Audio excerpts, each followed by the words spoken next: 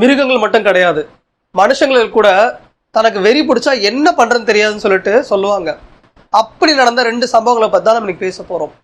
இந்த விஷயங்களை கேள்விப்படுற நிறைய பேருக்கு வந்து கொஞ்சம் துக்கமாகவும் இருக்கலாம், இல்லை மனசில் தாங்கிக்கூடியவர்களுக்கு சக்தி இல்லாமல் இருக்கலாம். அப்படிப்பட்டவங்க இந்த வீடியோ ஃபுல்லாக பார்க்காதீங்க.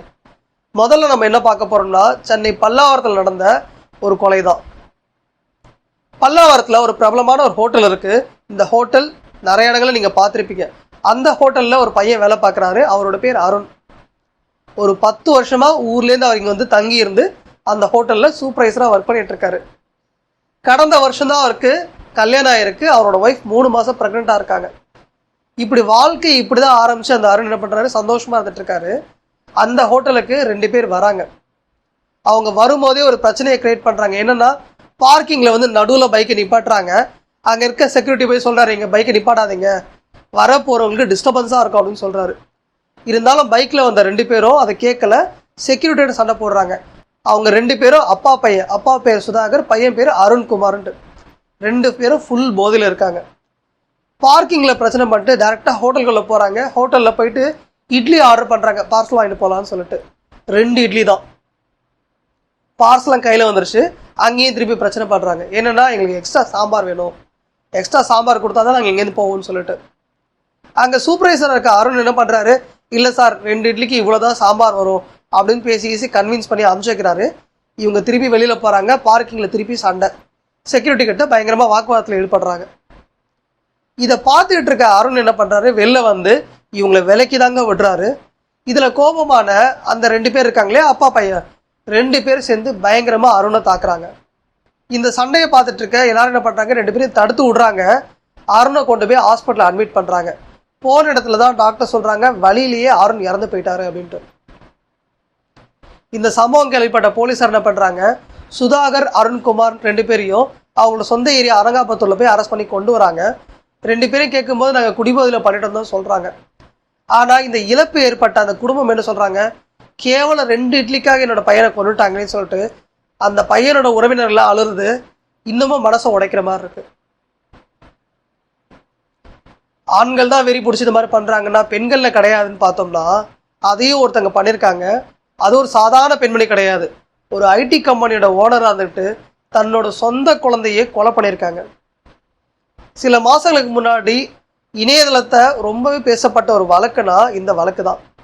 பெங்களூரை சேர்ந்த சுசுனா சேத் அப்படின்ற ஒரு பெண்மணி என்ன பண்ணுறாங்க, தான் பையன் கூட வாழ்ந்துட்டு இருக்காங்க, சிங்கிள் மதரா. அவங்க அதே ஊரில் ஒரு ஐடி கம்பெனி ஏஐ நிறுவனத்தை வச்சு நடத்திட்டு இருக்காங்க. கரெக்டாக வந்து ஜனவரி 6ஆம் தேதி பெங்களூர்லேருந்து கோவாக்கு போகிறாங்க. ஒரு 2-3 நாள் பெங்களூர்லேருந்து கோவா போயிட்டு ஜாலியாக இருக்கலான்ட்டு. போன இடத்துல என்னாச்சோ தெரில, 8ஆம் தேதியே நாங்கள் ரூமை விட்டு காலி பண்ணுறோன்னு சொல்லிட்டு ரூமில் போய் சொல்கிறாங்க. ஹோட்டலில் தெரிவிக்கிறாங்க. ஹோட்டலில் என்னன்னு சொல்கிறாங்க, என்னென்னா, எனக்கு உடனடியாக ஒரு கார் அரேஞ்ச் பண்ணி கொடுங்க, நான் கார்லேயே இங்கேருந்து பெங்களூர் போனோம் அப்படின்னு சொல்கிறாங்க. ஹோட்டலில் இருக்கிறவங்களும் சொல்கிறாங்க, எதுக்குங்க ஃப்ளைட் புக் பண்ணி தரோம், நீங்கள் ஃப்ளைட்டில் ரிலாக்ஸாக போகலாமே, என்னென்னமோ சொல்கிறாங்க. இவங்க கேட்கவே இல்லை, நான் காரில் தான் போவேன் அப்படின்னு சொல்கிறாங்க. சரி, ஓகே, காரையும் வர வச்சாச்சு. வரும்போது 2 பேராக வந்தவங்க போகும்போது தனியாக போகிறாங்க. கையில் ஒரு பேக் மட்டும் இருக்குது, ஒரு பெரிய சூட்கேஸ் இருக்குது. பட் என்ன பண்ணுறது, கஸ்டமர் ஆச்சு, அவங்ககிட்ட எதுவும் கேட்க முடியாதுன்னு சொல்லிட்டு அமைதியாக இருக்காங்க. அவங்க கார் ஏறி கிளம்பியும் போயிட்டாங்க. போனதுக்கு அப்புறமாட்டு தான் அவங்க ரூமை போய் க்ளீன் பண்ணலான்னு சொல்லிட்டு ஹவுஸ் கீப்பிங் உள்ளே போகிறாங்க. போய் பார்த்தா அங்கங்கே ரத்த துளிகளாக கிடக்குது. என்ன ஒரே மர்மமாக இருக்குது. இந்த பெண்மணி வந்தாங்க, ரொம்ப பதட்டமாக இருக்காங்க, ரூமெல்லாம் ரத்தமாக இருக்குன்னு சொல்லிட்டு அந்த ஹோட்டல் நிர்வாகம் கோவா போலீஸ்கிட்ட கம்ப்ளைண்ட் பண்ணுறாங்க. கோவா போலீஸை வந்து அந்த ரூமை தரவா செக் பண்ணி பார்க்குறாங்க. செக் பண்ணி பார்த்தா இருக்கிறது ஃபுல்லாக மனிதனோட பிளட்டாக தான் இருக்குது. சந்தேகமான போலீஸார் என்ன பண்ணுறாங்க, அந்த பெண்மணியோட மொபைல் நம்பரை வாங்கி அவங்ககிட்ட கால் பண்ணுறாங்க. மேடம், நீங்கள் யார், எங்கே இருக்கீங்கன்னு கேட்டுட்டு, உங்கள் கூட வந்த பையன் எங்கே மேடம், போகும்போது தனியாக தான் போனீங்கன்னு கேள்விப்பட்டோம், எங்கே அந்த பையன் கேட்குறாங்க. அதுக்கு சுசுனா சேத் என்ன பண்ணுறாங்க, இல்லை என் பையனை வந்து ஒரு சொந்தக்காரங்களை வீட்டில் விட்டுருக்கேன், நான் மட்டும் தனியாக ஊருக்கு போயிட்டுருக்கேன் அப்படின்னு சொல்கிறாங்க. போலீஸாருக்கு சந்தேகம் இன்னும் அதிகமாகுது. ஏன்னா இவங்க கொடுத்த சொந்தக்காரங்க அட்ரஸில் போய் செக் பண்ணி பார்த்தா இந்த மாதிரி அட்ரஸே கிடையாது, அந்த மாதிரி குழந்தைய அங்கே போய் சேரல. உடனே போலீஸ் என்ன பண்ணுறாங்க, கார் ஓட்டிகிட்டு இருக்க டிரைவரோட நம்பரை வாங்குறாங்க. வாங்கிட்டு அவர்கிட்ட பேசுகிறாங்க. அதுவும் கொங்குனி பாஷையில், நம்ம ஊரில் தமிழ் பேசுகிற மாதிரி கொங்குனின்றது கோவாவில் பேசுகிற ஒரு மொழி. அந்த மொழியில் வந்து சொல்கிறாங்க, நீ இந்த மாதிரி எங்கேப்பா இருக்க, உன் வண்டியை பக்கத்தில் இருக்க போலீஸ் ஸ்டேஷனில் கொண்டு போய் நிப்பாட்டிட்டு இந்த விஷயம் அந்த பெண்மணிக்கு தெரியக்கூடாதுன்ட்டு. அந்த டிரைவர் என்ன பண்ணுறாரு, சித்ரதுர்கா அப்படின்ற ஏரியாவில் கொண்டு போயிட்டு ஒரு போலீஸ் ஸ்டேஷனில் வண்டியை நிப்பாட்டிடுறாரு. அங்கே இருக்க போலீஸ்க்கு ஏற்கனவே தகவலும் தெரிவிச்சிட்டாங்க. உடனே இந்த பெண்மணியை கைது பண்ணுறாங்க. கைது பண்ணி இவங்க கையில் இருக்க சூட்கேஸை ஓப்பன் பண்ணி பார்த்தா இவங்க கூட்டிகிட்டு வந்த 4 வயசு பையன் அங்கே பொணமா அதுக்குள்ளே இருக்கான். போலீஸார் அந்த பெண்மணியை கைது பண்ணிடுறாங்க. கைது பண்ணி கொண்டு போயிட்டு ஜெயிலில் அடிச்சிடறாங்க. இந்த கேஸை நடத்துகிறாங்க. இந்த பையனோட போஸ்ட்மார்ட்டம் ரிப்போர்ட்டும் வருது.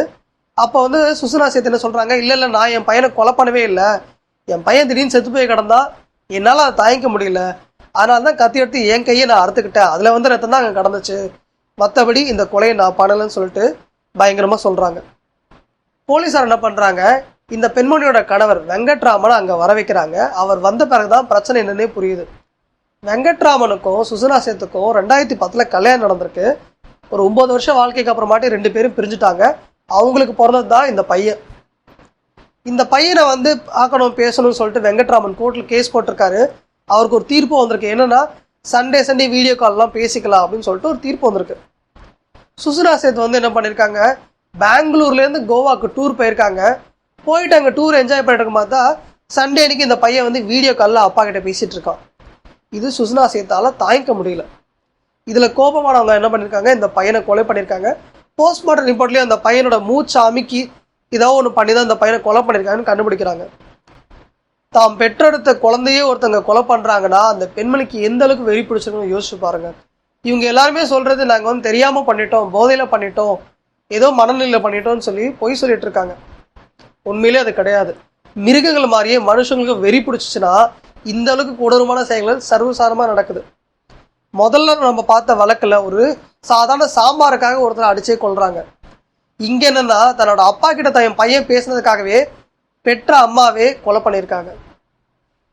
இப்போ சொல்லுங்க, இந்த கொலைகளுக்கு காரணம் போதையா மனுஷனோட வெறியா? மீண்டும் சந்திப்போம். நன்றி. பாய்.